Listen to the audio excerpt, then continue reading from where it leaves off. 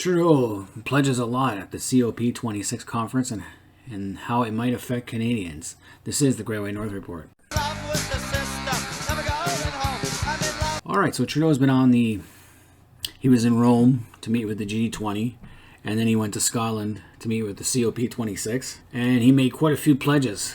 For a guy in a minority government position, it's pretty ballsy, as he doesn't really represent Canadians fully. So he gave his government's vision for climate action, and it reflects promises he made during the federal election campaign earlier this year. On such platform item he pushed for Tuesday was the implementation of a global price on carbon. Why not? He's already given us a carbon tax. Why not do it to the rest of the world? Also pledged action to tackle climate change through various programs, as well as increased aid for developing countries to help them transition towards cleaner economies. Basically, we're going to give these developing countries $1 billion. On top of the 6.6 billion Canadian dollars that we already give them in foreign aid. In developing countries, China is one of those, and India are two of those developing countries.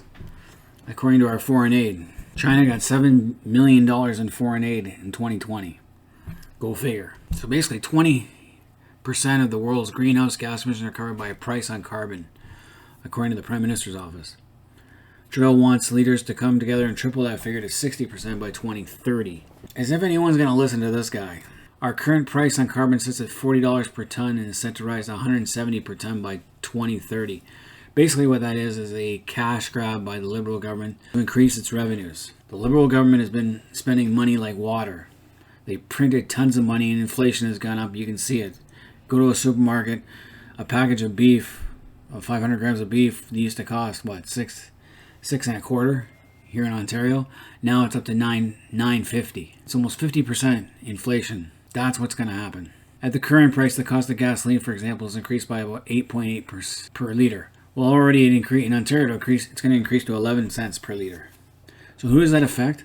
That affects the middle class guy who has to drive to work on a daily basis. And if you live far from your work, my work is now a 50-kilometer round trip, so I got to fill up once a week. That takes a bite out of your budget. Now, not all provinces and territories have accepted the federal pricing system because they have proceeds go to them. Places that have not met are Alberta, Saskatchewan, Manitoba, and Ontario. Rebates are issued to citizens to help offset increased prices. I don't want the government to give me a rebate. I just want them to lower the taxes. We are taxed insanely here. Starting in July 2022, those rebates called climate action incentive payments will be issued quarterly. Handing out free money to a lot of people. How are you going to prove that these people, like what, I got to keep all my gas receipts to give them and see what happens? No, they're just going to give a payment equal to everybody. And even if they don't drive or don't have a huge housing costs, they're going to get free money. Again. So he promised a cap on Canadian oil and gas emissions, an item on the platform. Reduce emissions by 40 to 45% compared to 2005 levels by 2030.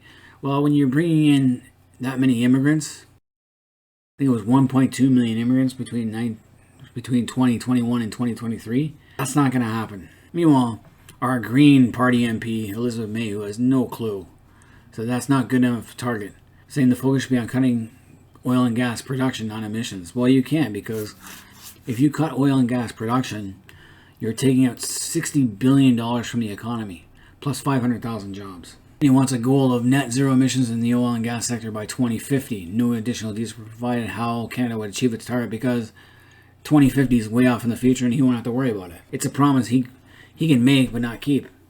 It'll be on the next couple of governments. That's almost 30 years from now. Clean electricity. Net zero emissions within Canada's electricity grid by 2035, which is also, okay, which means gone are the coal-burning hydroelectric plants, which means we should go nuclear. We have a pretty good record of nuclear.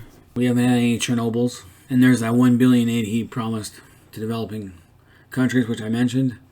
Where is he getting that money from us? He wants to reduce methane emissions by at least 30%, in oil and gas sector by 70%. So he's going after the oil and gas sector. Well, when that's a lot of your revenue, in oil and gas drive innovation, you look in your house, almost everything is produced by oil and gas. From the hard plastics to the wood that was cut and all that other fun stuff. He wants to plant 2 billion trees. That's no brainer. You cut tree, you do logging, you replant. That's easy to do.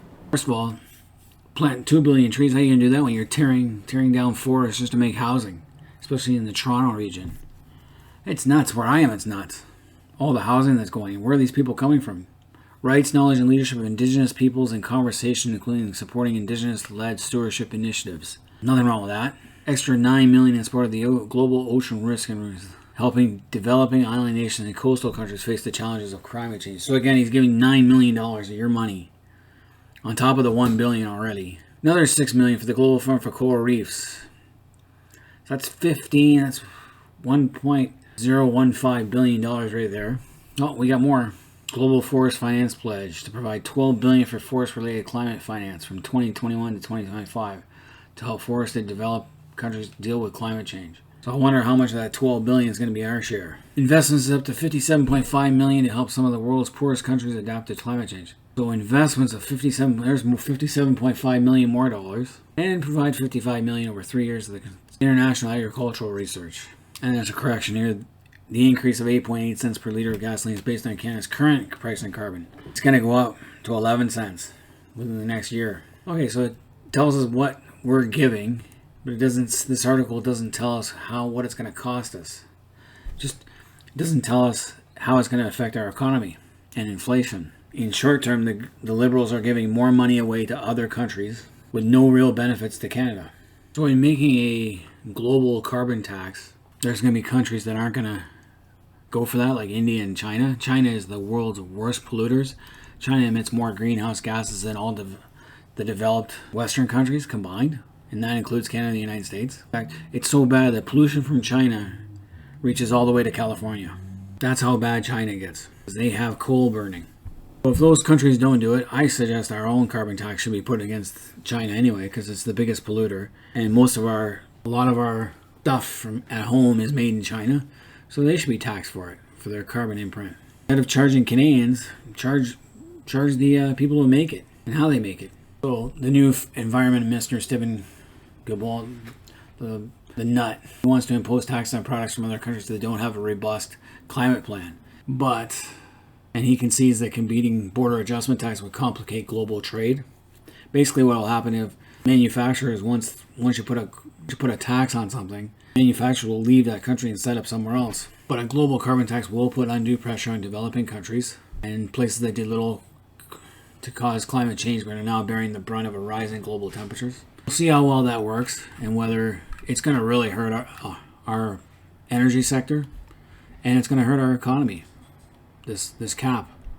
Any Canadians there, let me know what you guys think about this whole global carbon tax idea and Trudeau's proposals. Leave comments in the comment section. Hit the like button, subscribe if you're new to the channel, and until next time, this has been the Great White North Report.